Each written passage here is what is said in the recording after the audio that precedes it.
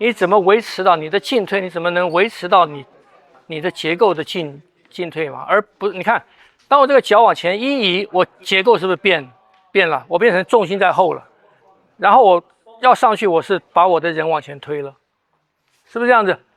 这里面有两动了。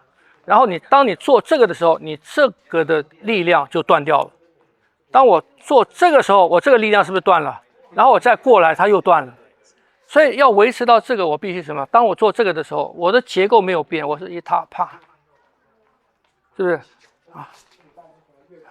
我整个结构没变，整个力量也没变。其实这个就是你刚才讲那个当，这就是那个当嘛，就那个弓，知道吗？你们那个进退，像你们有搭手在练哈，你们看哈，我们搭手练，我跟他搭手的时候，我的结构是这个样子，我的结构提供的力量是这样的力量，是不是？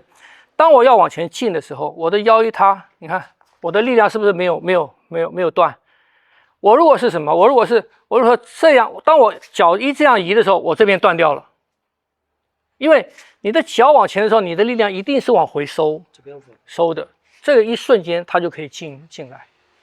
所以你要维持到这个的时候，我这个都不变，我是啪，我是这个，然后它往前进的时候，我如果退是脚退的时候，你看我这边还没退走，它力量再过来的时候，我变成什么？我变成这个力量是变成这样走了。我的怎么讲？我的重心会超过我的支点，我就一定倒。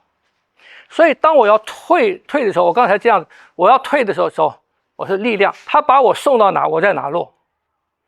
他的力量把我送到哪边，我的脚在往，所以我的支点一定是接住我的重心。听不懂？这就是结构没有变嘛。我要进去，我这个要进去，我的结构不要变啊，我结构不要变。你看力量，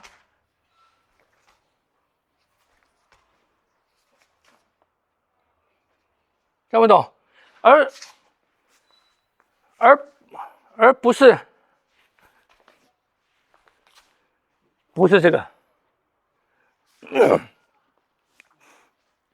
听不懂？